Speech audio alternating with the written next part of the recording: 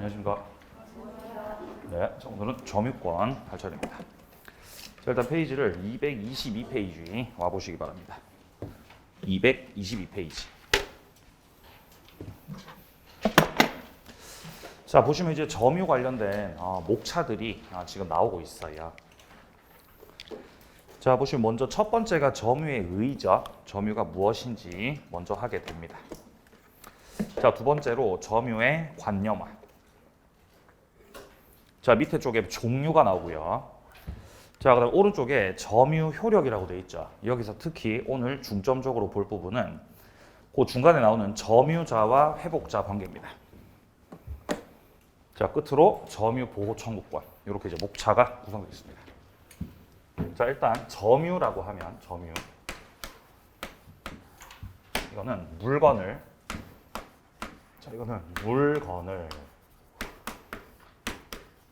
지배하는 건데 사실상 물건을 사실상으로 지배한다.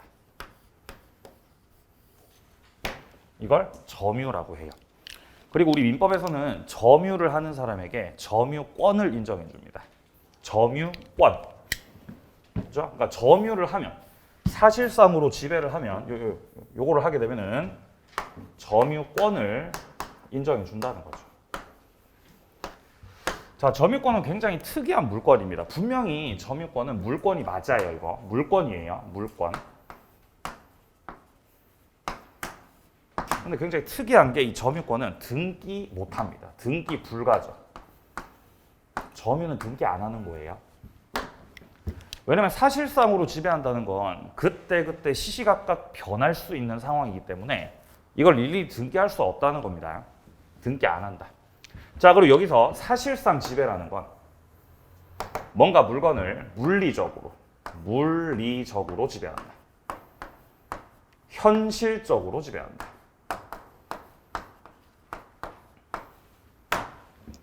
내가 토지에 들어가서 농사를 짓고 있다. 내가 건물에서 거주하고 있다. 내가 차량에 탑승해 있다. 이런 게 이제 물리적, 현실적 지배를 말하는 거죠. 근데 이것만 있는 게 아니죠. 물리적인 지배뿐 아니라 여기에 더불어서 관념적인 거.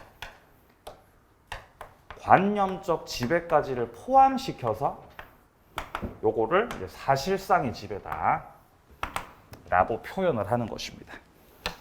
자, 책을 좀 확인해 보죠. 자, 먼저 일단 224페이지 보시고요. 자, 1번부터 확인합니다. 점유제도라고 되어 있습니다. 자, 첫 번째 사회적 의의입니다. 자, 물건을 사실상 지배하는 경우에 그 지배를 정당화시켜주는 권리. 본권 있는지 없는지 그 여부는 안 따집니다. 그냥 사실상 지배를 하면 거기에 대해서 권리 인정을 해주겠다는 거죠. 그런 걸 점유라고 한다. 자, 내려가서 양보하러 2번으로 가면 점유의 법률 효과라고 되어 있는 부분이 있는데, 자, 여기서 자, 먼저 첫째 줄 오른쪽에 점유 보호 청구권. 자, 그리고 이어지는 문장에서 권리의 추정. 밑에 줄 과실 취득, 멸실 훼손.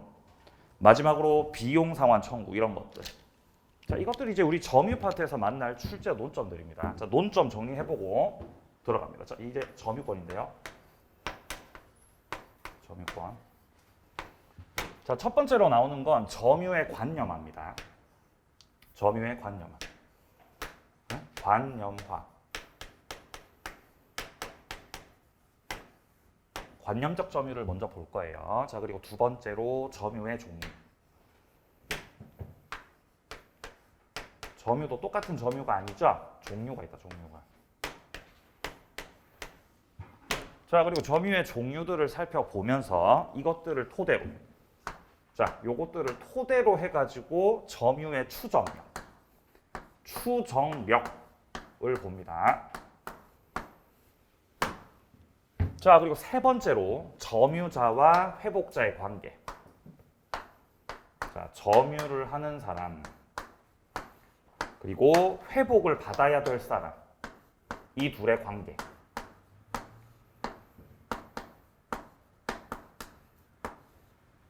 자, 그리고 이제 끝으로 점유 보호 청구권. 이게 이제 점유권 갖고 행사하는 물권적 청구권이죠. 점유 보호 청구권입니다.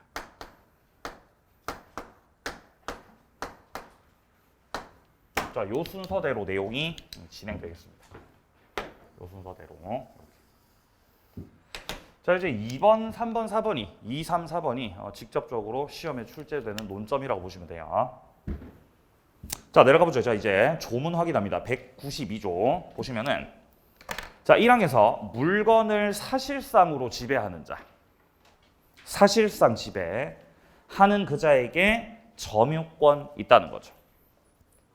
자, 그러니까 이 사실상의 지배를 상실하면 점유권도 없어지는 거죠.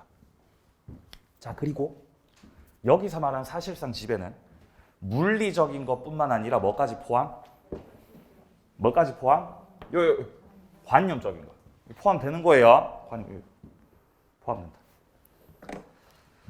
자, 그래서 오른쪽 가보시면 오른쪽에 페이지에 양괄호 2번에 요소라고 돼 있는데요. 여기 1번에 사실상의 지배에 대해서 언급하고 있습니다.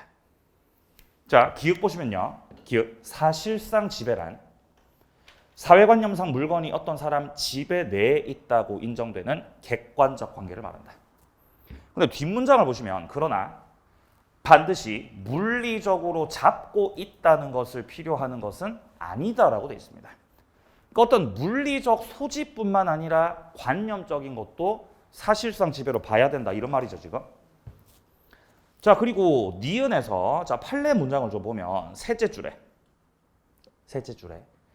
반드시 물건을 물리적 현실적으로 지배하는 것만을 의미하는 것이 아니고 물건과 사람과의 시간 공간적 관계, 본권과 관계, 지배, 배제 가능성 이런 것 등을 고려해서 한목적적으로 판단해야 된다. 그러니까 이거 이제 쉽게 한마디로 말하면 관념적 지배도 사실상 지배에 포함되는 거다. 요 말을 하고 있는 겁니다.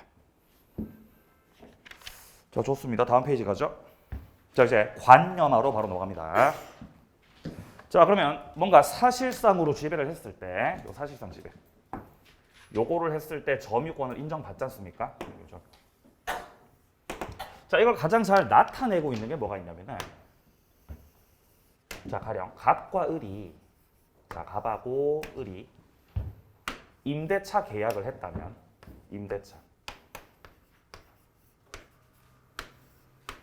자, 임대차 계약을 통해서 갑은 임대인이고 을은 빌렸습니다. 임차인이죠.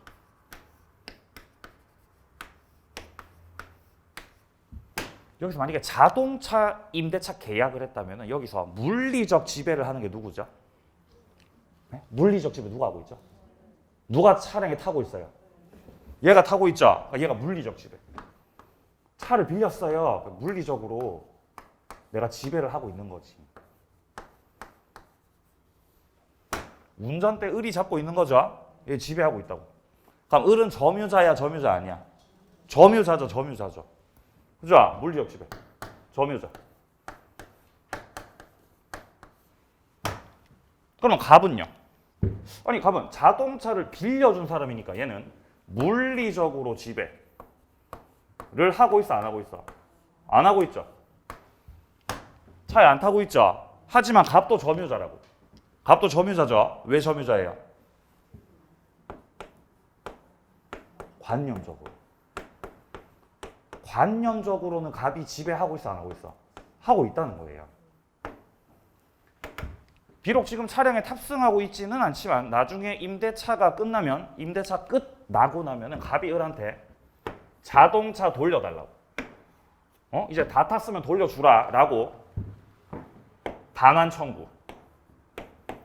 반환 청구할 수 있어요, 없어요? 할 수 있죠. 그러니까 갑이 자동차에 대해서 지배력을 완전히 잃어버린 상황이 아니라는 거죠. 돌려받을 수 있는 사람이다. 그러니까 갑도 점유자야, 점유자 아니야? 점유자라는 거예요. 얘도. 그래서 갑도 점유자고 을도 점유자인데 이 점유 모습이 다르니까 이 을의 점유를 가리켜서 직접 점유. 요 점유를 가리켜서 직접 점유라고 하고 직접 점유. 직접 점유하고 구별하기 위해서 갑의 점유를 무슨 점유라고 하는 거죠? 간접 점유. 이 점유를 간접 점유라고 하는 거죠. 자, 시험 문제. 간접 점유자들은 반환 청구권을 가진다. OX. O죠. 간접 점유자들은 반환 청구권이 있는 사람들이에요. 자, 지금 저는 임대차를 말씀드렸는데 이게 꼭 임대차가 아니어도 뭐 사용대차여도 사용대차. 임대차든 사용대차든 둘 다 빌려주는 거죠. 둘 다 파는 거예요, 둘 다 빌려주는 거예요. 빌려주는 거. 그러니까 빌려준 사람이 돌려받을 수 있다는 거예요. 만약에 부동산이면 뭐 전세 계약을 했다. 토지, 지상권 설정 계약을 했다. 그죠? 뭐 이런 것들. 아니면 뭐 그냥 맡겼다. 임치. 그냥 갖다 맡겼다. 이거 전부 다 이쪽에서 물건을 일단 뭐 맡기든 빌려주든 하는 거지만 어쨌든 결국 계약이 끝나고 나면은 돌려받는 거죠. 그래서 이런 사람들을 간접 점유자라고 하는 거예요. 그럼 이렇게 직간접 점유를 만드는 것은 이런 계약을 했기 때문이죠. 이런 관계들을 가리켜서 이런 직간접 점유를 만드는 관계들을 가리켜서 점유, 매개 관계라고 하죠.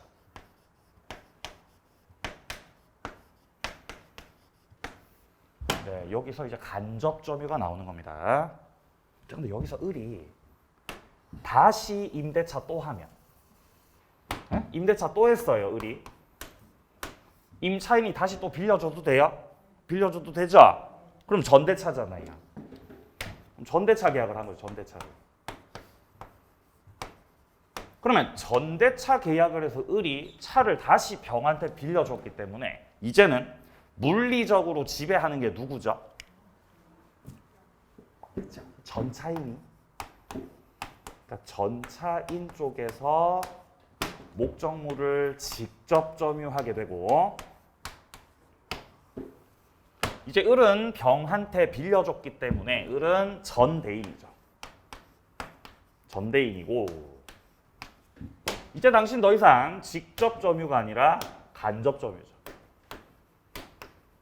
그러면 또 을의 점유와 병의 점유가 직간접 점유로 나누어졌죠. 전대차가 있었기 때문입니다. 따라서 전대차도 이 전대차 계약도 뭐 내나 임대차랑 똑같죠. 점유 매개 관계라는 거예요.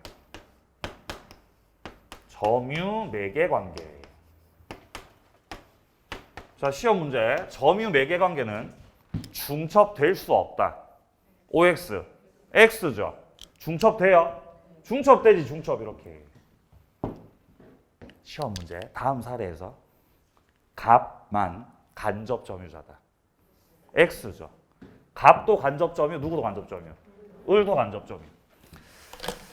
자, 페이지는요. 228페이지입니다. 간접 점유 보죠. 228.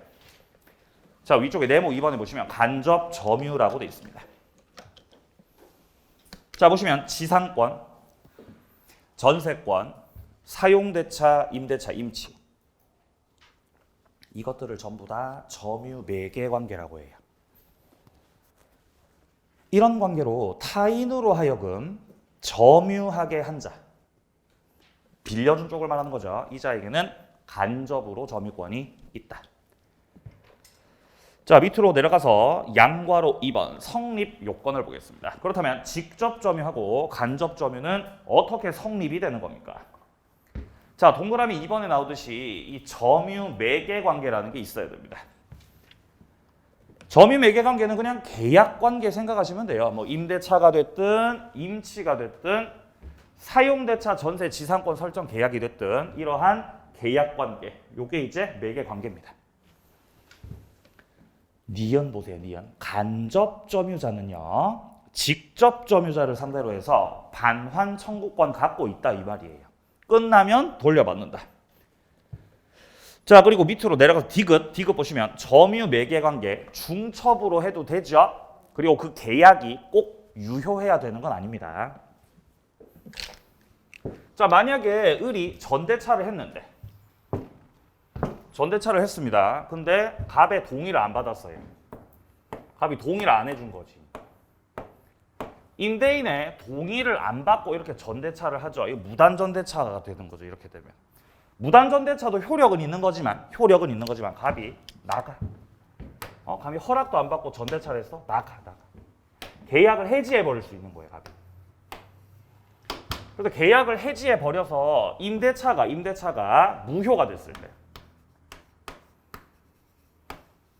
임대차는 무효가 됐지만 을은 어쨌든 아직 물건을 건넨 상황이죠. 아직 받으려면 시간 좀 걸리죠. 예. 그럼 이 상황에서는 어쨌든 이 직접 점유, 간접 점유가 그래도 유지되고 있다 이 말이에요. 무효가 되더라도 계약 관계가 상관없이. 그 말을 하고 있는 겁니다. 자, 밑으로 내려가 보죠. 양괄호 3번 간접 점유자 지위입니다. 자, 첫째 줄에 간접 점유자도 점유권을 갖습니다. 간접 점유자는 점유자다, 점유자 아니다. 점유자죠. 왜 점유자예요? 네? 왜 점유자죠? 점유자라서. 아니, 간접 점유자는 왜 점유자입니까? 점유자라서요. 점유자로 해놨잖아요. 점유자가 맞죠? 자, 그래서 간접 점유자에게는 점유권이 인정된다. 인정. 자, 그리고 점유권이 인정되기 때문에 점유권 가지고 행사하는 점유보호 청구권. 물권적 청구권이죠. 역시 인정됩니다. 자, 그리고 물권적 청구권에 상대방 될 수 있다 없다? 있죠. 물권적 청구권에는 종류가 몇 가지가 있었죠? 네? 종류 몇 가지 있었어요? 반환 청구, 그다음 방해, 제거 청구, 예방 청구. 세 가지죠? 종류 세 가지예요. 반환, 제거, 예방 청구. 자, 이것들 중에서 반환 청구권. 반환을 청구한다는 거는 돌려달라고 청구하는 거죠. 자, 그래서 반환 청구의 상대방은 점유자예요. 자, 한 번 더. 반환 청구 상대방 누구라고요? 점유자라고, 점유자. 자, 조문 잠깐 확인합니다. 잠깐 조문을. 자, 어디로 가시면 되냐면 잠깐 뒤로 가죠. 좀 귀찮으시겠지만 이제 페이지가 288페이지요. 자, 288페이지 와 보시면은 중간에 소유물 반환 청구 213조가 나오고 있습니다. 자, 내용을 보면 소유자는 그 소유에 속한 물건을 점유한 자에 대해서 반환을 청구할 수 있다. 지금 반환 청구를 누구에 대해서 하고 있죠? 점유한 자에 대해서 하고 있어요. 점유자를 상대로 반환 청구하고 있죠? 그러니까 반환 청구 상대방은 점유자라 이 말이에요. 자, 그리고 한 장 넘겨보세요. 214조. 자, 214조 보면 소유자는 소유권을 방해하는 자에 대해서 방해, 제거를 청구할 수 있고 라고 되어 있습니다. 그럼 방해, 제거 청구는 누구에 대해서 하는 거? 방해하는 자에 대해서 하는 거죠. 맞나요? 자, 그래서 물권적 청구권에 이 반환 청구는 자, 갑이 물권자일 때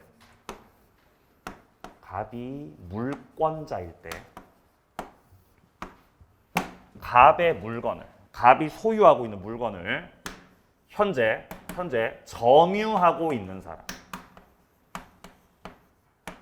내 물건을 가지고 있는 그 점유자를 상대로 해서 갑이 반환을 청구하는 거예요. 돌려달라고. 그럼 점유자가 아니면, 을이 점유자가 아니면 반환 청구해 못해? 못해요. 나한테 돌려달라는 건 뭐를 전제로 하는 거죠? 네가 갖고 있는 걸 전제로 하는 거예요. 그죠? 을이 갑의 지갑을 훔쳤어요. 에? 뭐를 훔쳤다고요? 지갑을 훔쳤다고, 지갑을. 그럼 지갑을 갖고 있어, 안 갖고 있어? 갖고 있죠. 갖고 있으니까 갖고 와라. 반환 청구 돼, 안 돼? 되죠. 근데 갔더니 지갑을 이미 넘긴 뒤였어요. 이미 지갑을 병한테 처분한 뒤였어요. 그럼 지금은 누가 점유하니까? 얘가 점유하고 있잖아요. 맞나요? 을은 점유해 안 해? 안 하고 있죠, 점유를. 그럼 을한테 반환 청구하면 돼, 안 돼? 안 되고 누구한테 반환 청구? 예, 요거 말하는 거예요. 그러니까 기본적으로 반환 청구의 상대방이 되려면은 점유자여야 된다는 거예요. 행사 가능하다 이 말이에요, 걔한테도. 왜냐면 간접 점유자가 물리적으로 그걸 가지고 있는 거는 아니지만 관념적으로는 지배권 인정받고 있는 거죠. 그러니까 간접 점유자한테도 갖고 와라, 반환해라 라고 청구할 수 있다 없다? 할 수 있다는 거예요. 상대방 될 수 있다. 자, 좋고요. 다시 돌아가세요.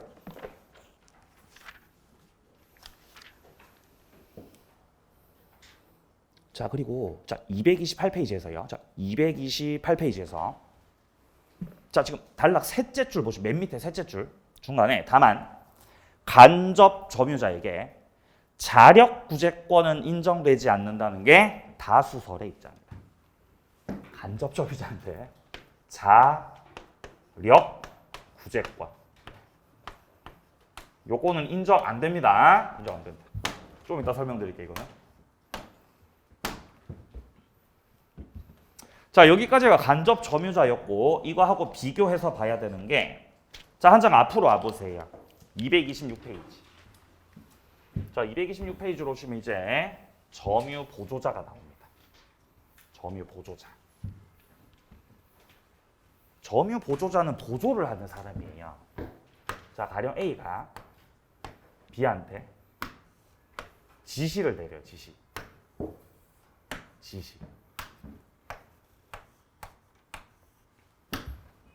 그럼 B는 지시 받는 사람이죠. 지시 받는 사람. 얘는 지시 내리는 사람이죠. 자, 이런 관계일 때입니다. 자, 195조. 자, 226페이지에 195조 밑에 보시면은 가사상 영업상 또는 이와 유사한 관계에 의해서 타인의 지시를 받아서 물건에 대해서 사실상 지배를 하는 때입니다. 자, 지금 사실상의 지배를 하고 있다고 돼 있어요. 이게 그러니까 물리적으로 지배를 하고 있다는 거죠. 근데 이 물리적 지배가 물건을 지배하는 게 자발적으로 하고 있는 거다, 지시받아서 하고 있는 거다? 지시받아서 하고 있는 거죠. 자, 그때는 그 타인만 점유자로 한다라고 돼 있죠. 여기서 타인이라고 하면 지시 내리는 A를 말하는 거죠. A. 지시를 내리는 그 타인. 이때 그 타인만 점유자라는 거죠. 타인만. 그럼 B는 점유자야, 점유자 아니야? 아니라는 거죠. 왜 아니라는 거죠? 타인만. 만이 뭔 뜻인지 아시죠? 만. 그러니까 A만 점유자라는 거는 B는 점유자가 아니란 말이에요, 지금. 문장 이해되세요? 이 문장 보고 이해하셔야 돼, 이거. 다시 보세요. 가사상 영업상 기타 유사한 관계에 의해서 타인 A의 지시를 받아서 물건에 대한 사실상 지배를 하는 때에는 그때는 그 지시 내리는 타인만 점유자로 하고 지시받는 B는 점유자 아닙니다, 이 말이죠. 왜냐하면 얘는 점유자가 아니고 점유 보조자거든요. 점유 보조자. 그래서 얘는 보조자예요, 보조자. 그러니까 보조자라는 뜻은 점유자야, 점유자 아니야? 점유자 아니죠. 그죠? 점유자 아니에요. 이 뜻을 담고 있는 거예요. 지금 제가 마이크를 물리적으로 지배해 안 해? 지배하고 있죠. 지배하고 있죠. 마이크 지배하고 있죠. 저는 마이크 점유자예요, 아니에요? 점유자 아니에요. 왜 아닌지 아세요? 전 지시받아서 하고 있는 사람이거든요. 그죠? 그러니까 좀 직원이라는 거죠, 일종. 직원, 점원, 근로자 이런 분들. 예? 이런 사람들은 자발적으로 하고 있는 게 아니고 지시받아서 하고 있는 거라고요. 그죠? 갑을 관계잖아. 갑을 관계. 네. 점유자 아니에요. 점유자 아니에요.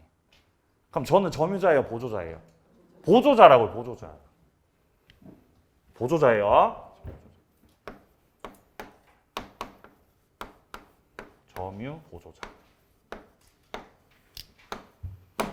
그러니까 보조자라는 것 자체가 점유자가 아니라는 거지. 점유자가 아니야. 그쵸? 그럼 점유권 있어 없어? 없어. 점유권이 없어요. 아니 너 지금 마이크 갖고 있잖아. 예, 마이크 들고 있죠. 근데 너 점유 안 하고 있는 거야? 예, 점유 안 하고 있는 거예요. 점유자가 아니라는 거죠. 따라서 점유보호 청구권. 내가 마이크를 다른 사람이 들고 있을 때 돌려달라고 할 수 없는 거예요. 내가 점유자가 아니어서. 상대방도 될 수 있어 없어? 없다는 거죠. 그죠? 될 수 없다. 근데 자력구제권 요거 인정됩니다. 네? 강의하고 있는데 누가 마이크 뺏어서 훔쳐 도망가면 점유자 아니니까 냅둬야 돼요? 잡아야 돼요? 잡아야 됩니다. 잡을 수 있다 이 말이에요. 보조자가. 자, 오른쪽 갑니다. 자, 오른쪽에 227페이지에 맨 위쪽에 단락이 있는데 여기 잘 보시면 물건을 사실상 지배를 하고 있지만 점유자가 되지 못하는 자들, 이 자들을 보조자라고 하는 거다. 가사도우미, 점원, 근로자 이런 분들이 다 보조자들이다. 자, 효과로 바로 내려갑니다. 효과로. 점유 보조자는 점유자가 아니에요. 점유권 효력이 인정되지 않는 거죠. 자, 따라서 점유 보조자는 점유 보호 청구권 행사를 못할 뿐만 아니라 그 상대방도 될 수가 없다는 거예요. 자, 내려가서 동그라미 2번이에요. 뭐는 인정된다? 자력구제권. 쫓아가서 빼들어오는 건 가능합니다. 도둑놈 쫓아가는 거예요. 자, 위쪽에 판례 박스가 있는데 처의 지위라고 되어 있는 부분. 지금 판례 박스 2개 있죠? 거기서 위쪽 설명합니다. 처의 지위. 처. 처가 나오네요. 처가. 자, 이게 어떤 사건이었냐면 이런 사건이었어요. 자, 토지가 그리고 건물이 있었던 거죠. 이렇게. 자, 이 토지 건물을 갑이 소유하고 있었어요.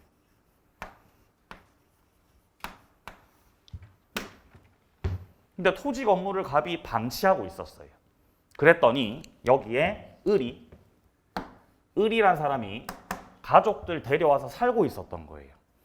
그러면 적법점유, 무단점유하고 있죠. 무단점유. 그럼 을이 지금 무단점유를 하고 있으니까 갑이 을 상대로 나가라고 할 수 있겠죠? 나가. 물권적 청구권 행사 되겠죠? 근데 갔더니 을은 없고 을에 누가 있더라? 을에 처가 있더라는 거예요. 을에 처가 있더라고. 병이 있더라고 여기에. 갔더니 병이 있으니까 갑이 병한테 나가라 그랬죠. 나가세요. 뭐 하세요 지금 남의 부동산에서. 나가. 이 나가를 좀 더 세련되게 물권적 청구권 중에서 뭐라고 할 수 있겠어요? 반환 청구요.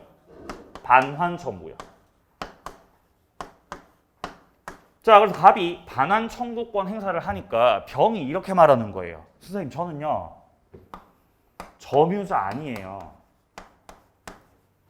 전 점유자가 아니라고요, 선생님. 저는요 남편한테 지시받는 사람이에요. 지시받는다는 거지, 지시를. 그러니까 점유자 아니라는 거지. 점유자야, 보조자야?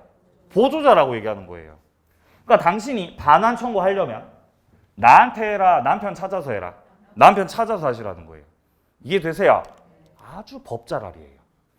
네? 아주 법 잘알이라고요. 잘 아시는 분이라고. 그러니까 피해가는 거죠. 나한테 반환 청구하지 말라. 네가 찾아서 을한테 하라는 거지, 반환 청구를 이렇게. 그랬더니 판사님이 야, 부부 관계가 어떻게 지시 관계냐, 부부 관계가. 부부는 지시 내리는 관계 아니죠. 이 부부 관계는 동등한 관계이기 때문에 당신은 점유자가 맞아요. 선생님 점유자 맞다고. 당신은 점유 보조자가 아니고 그냥 같이 점유하는 사람이야. 공동점유자. 따라서 갑이 병한테 반환 청구해도 돼, 안 돼? 된다는 거예요. 이런 사건이었어요. 자, 보시면 철을 남편의 점유 보조자로 본 경우도 있으나 그건 아주 옛날 판례예요. 네? 요즘 판례는 이런 판례 없습니다. 옛날 판례, 옛날 판례. 주류적인 판례는 철을 공동점유자로 보고 있습니다. 자, 처가 아무런 권한 없이 토지 건물을 주택, 축사 등으로 계속 점유 사용해오고 있으면서 소유자의 명도 요구를 거부하고 있었다는 거예요. 무슨 명분으로 거부했던 거죠? 나는 보조자야. 나는 보조자니까 나한테 반환 청구하지 마. 이 명분으로 거부하고 있었던 겁니다. 자, 근데 판사님이 이렇게 말씀하셨어요. 비록 그 시부모 및 부와 함께 이를 점유하고 있다고 하더라도 처는 소유자에 대한 관계에서 보조자에 불과한 것이 아니라 공동 점유자로 봐야 되는 것이다. 따라서 결론은 처한테 반환 청구해도 돼, 안 돼? 된다는 거예요. 자, 좋습니다. 자, 밑으로 효과 봤죠? 넘기세요. 자, 상속인 점유 보겠습니다. 229페이지 상속인. 네모 3번이에요. 193조. 점유권은 상속인에게도 이전된다.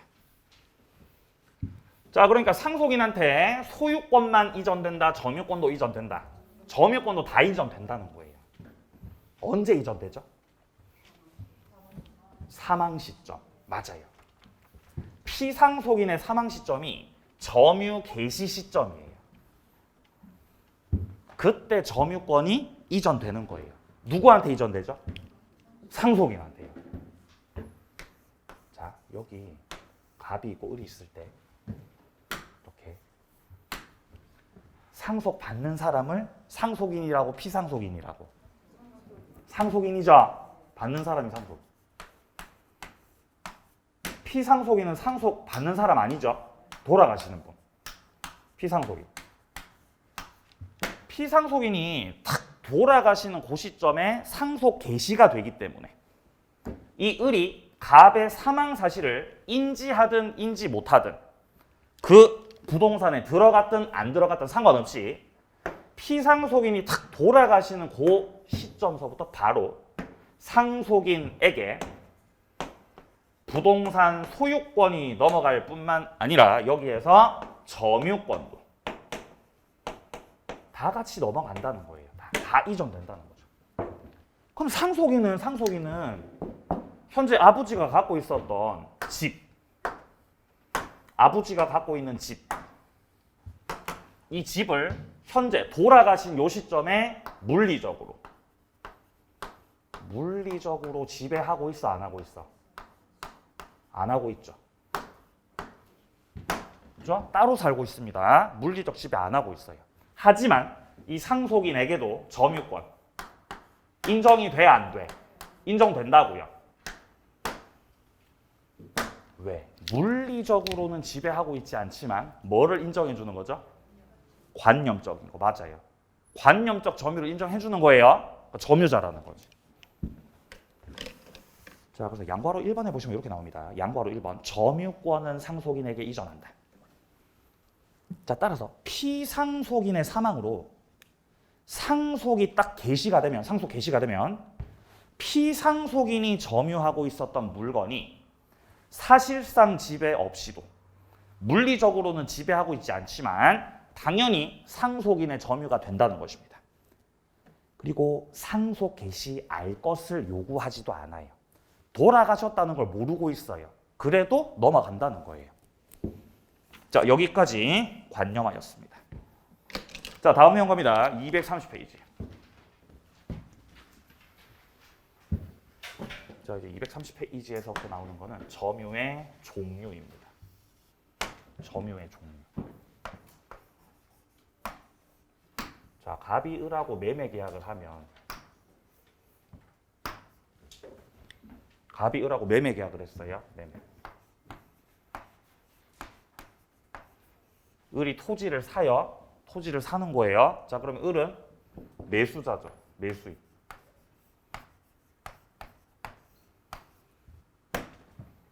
매수인이 소유자가 되려면 등기해야 되죠. 등기 아직 안 했어요. 그럼 등기 매수인, 미등기 매수인. 미등기 매수인이죠. 미등기 매수인은 자주 점유예요, 타주 점유예요? 에? 자주, 타주. 자주죠. 그죠? 자주 점유. 자, 미등기 매수인은 자주 점유예요, 자주 점유. 등기 안 했는데도요? 예. 등기 안 해도 자주 점유죠. 등기를 안 했으니까 소유자가 아닌 거지. 을이 하고 있는 점유는 자주라고요. 소유권하고 점유권하고 별개죠. 별개인 거예요. 아니, 을이 미등기인데도요. 예. 미등기니까 아직 소유자가 되지 못했네요. 근데 갑한테 돈 주고 갑한테 대금을 지급하고 토지를 넘겨받아 점유하고 있다면 그 점유는 자주 점유여야 마땅하다는 거죠. 왜냐면 을은 현재 소유의 의사가 있어요, 없어요? 있죠. 을이 갑한테 땅을 사는 거는 빌리려고 하는 거예요, 가지려고 하는 거예요? 가지려고 하는 거잖아요. 소유 의사 있죠? 자주라고. 그러면 자주. 만약에 매매가 아니고 임대차 계약을 해서, 자, 임대차 계약을 해서 을이 토지를 빌렸어요. 그럼 너는 임차인이죠. 임차인은 소유하려고 하는 거예요, 빌리는 거예요? 빌리는 거죠. 따라서 자주 점유, 타주 점유. 타주라고, 타주. 얘는 타주 점유라고요. 즉 타주 점유라는 거는 소유의 의사가 있는 거 없는 거? 없다는 거지. 이렇게 됩니다. 자, 그럼 만약에 지상권 설정 계약을 해서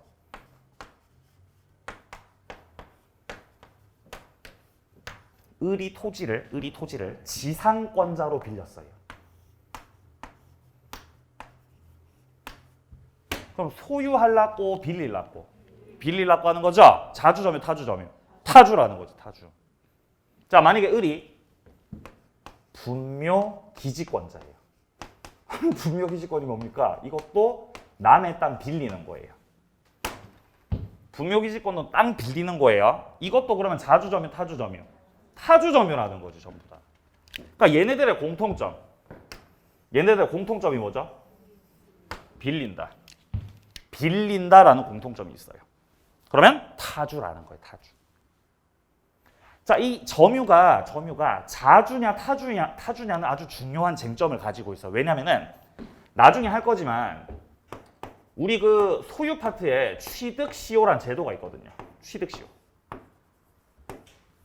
타인의 부동산을 20년간 점유한 사람이 그 부동산의 소유권 가져가는 제도가 있죠. 근데 여기서 이 취득시효는 소유의 의사를 가지고 평온하게 공연하게 점유를 해야 되는 거예요. 이렇게 해야 시효가 완성되죠. 근데 평온하지 않게 점유하는 사람은 없어요, 현대에서. 평온하지 않다는 거는 폭력을 썼다는 거예요.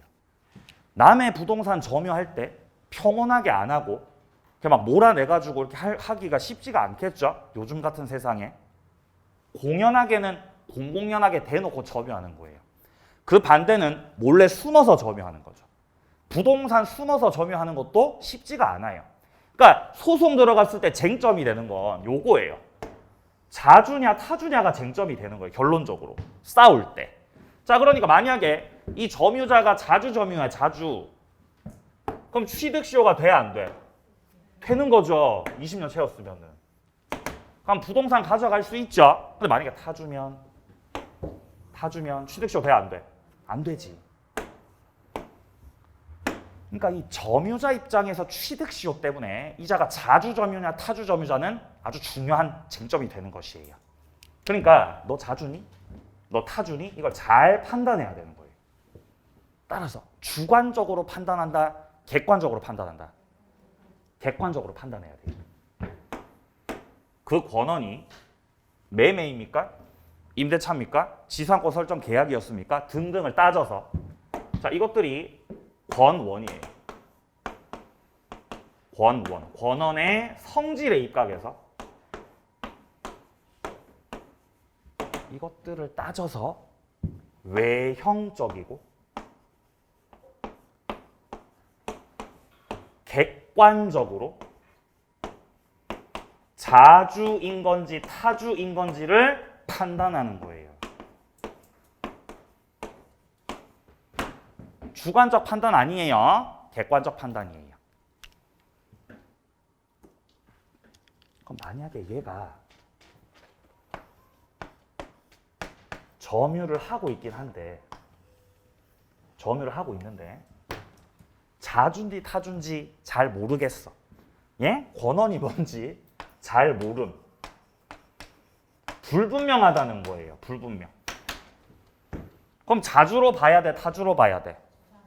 자주로 추정하죠. 잘 모르죠? 그럼 뭘로 추정한다고요? 자주로 추정.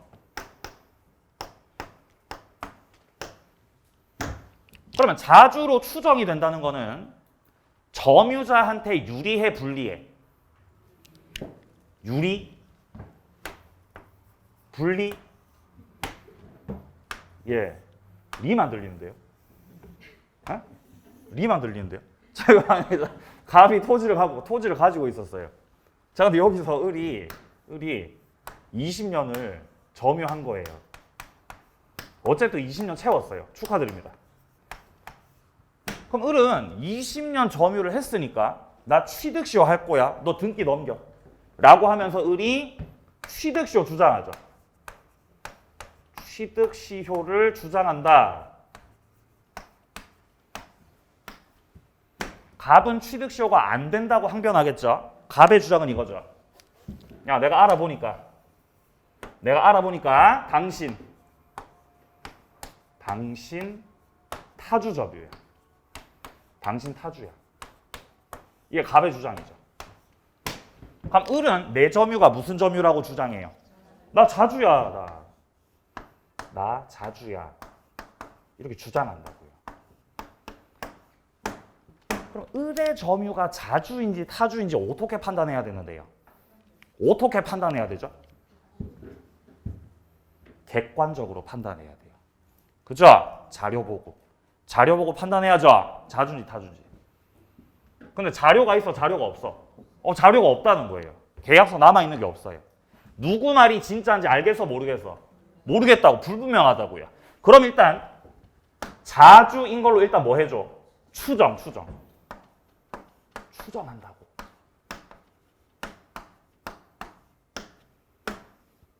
그러면은 이거는 소송이 갑한테 유리, 을한테 유리. 을한테 유리하다는 거예요. 왜? 입증 책임이 없어서. 을은 입증 안 해도 되죠. 난 추정받으니까 입증 안 하고 그냥 집에 가서 이제 TV만 보면 되는 거예요. TV나 보는 거예요. TV. 얘는 입증해, 입증 안 해? 입증 안 해. 입증 책임 없어. 왜 입증 책임 없어? 추정되니까.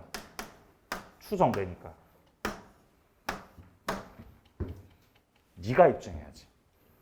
갑 당신에게 입증 책임이 있는 거다.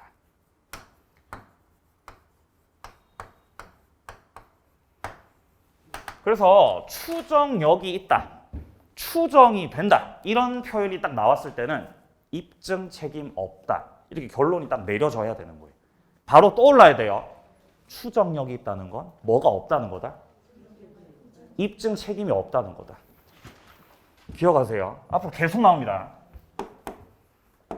추정된다는 것은 추정된다는 것은 뭐가 없다는 거다? 입증 책임이. 입증 책임이 없다는 거다.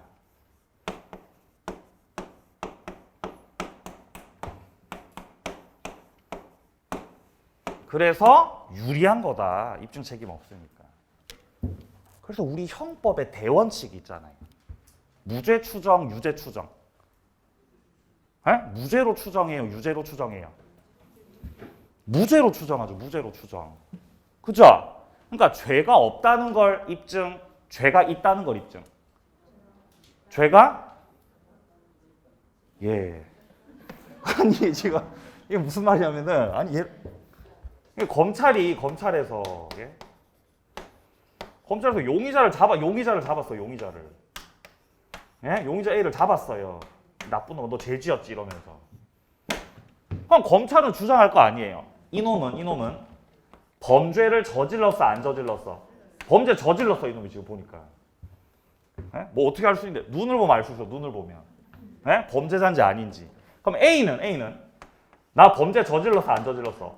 아, 나 억울하다고, 나 안 저질렀다고 이렇게. 어떻게 판단해야 되죠? 객관적으로. 자료를 갖고 판단해야 된다고. 쥐었는지 안 쥐었는지. 그죠? 자료가 없어요. 자료가 없어요. 그러면 범죄를 지은 걸로 추정, 안 지은 걸로 추정? 안 지은 걸로. 그러니까 이게 무죄 추정이라고요. 무죄 추정. 그러니까 A한테 입증 책임 없다고요. 너네들이 입증해야 돼요.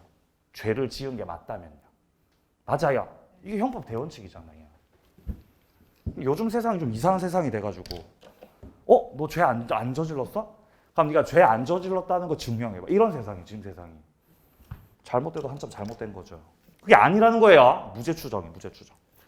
자 보죠. 230페이지. 자 230페이지 와서 자주점유 타주점유 보겠습니다. 자 의부터 보세요. 의. 소유의 의사로서 하는 점유. 이거를 자주점유라고 한다. 매수인이 가장 대표적이에요. 소유의 의사가 있는 사람. 그리고 도둑도 있죠. 도둑은 빌린 거예요. 가지려고 하는 거예요. 가지려고 한다는 거지. 도둑놈도 자주라는 거예요. 자 그리고 소유의 의사가 없는 뭐 임차인, 전세권자, 지상권자 다 빌려 쓰는 사람들이죠. 다 타주점유입니다.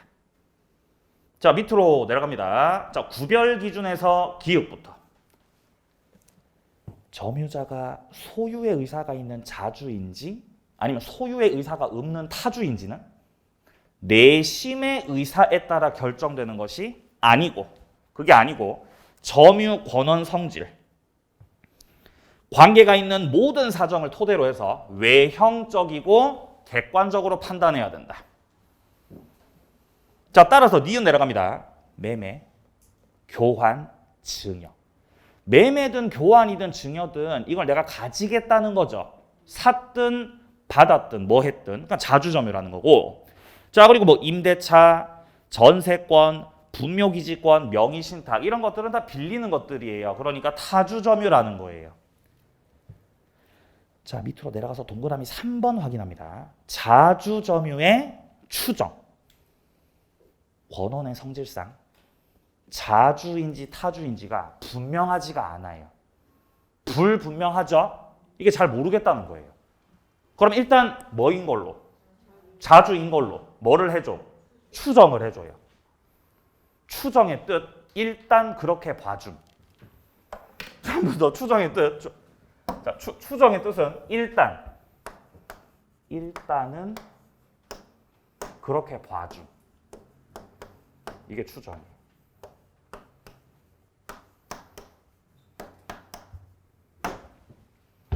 일단은 자주인 걸로 봐줌 이 말이죠. 그럼 일단 그렇게 봐주는 거니까 일단 네가 자주점유로 인정을 받더라도 갑이 20년 전에 썼던 20년 전에 썼던 나 임대차 계약서 갖고 왔다 이 봐라 이거. 임대차 계약서가 나와버린 거예요. 20년 전에 썼던 거. 임대차 계약서가 나왔다는 것 자체가 반대 입증돼 버린 거죠. 입증이 돼 버리는 거죠. 입증이 돼 버리면은 자주 추정이 어떻게 되죠? 이거 깨져버리는 거예요. 추정이 깨져버려요. 그럼 타주로 바뀌어요. 자, 첫째 시간은 여기까지 하겠습니다. 좀 쉬었다가 둘째 시간 이어갑니다.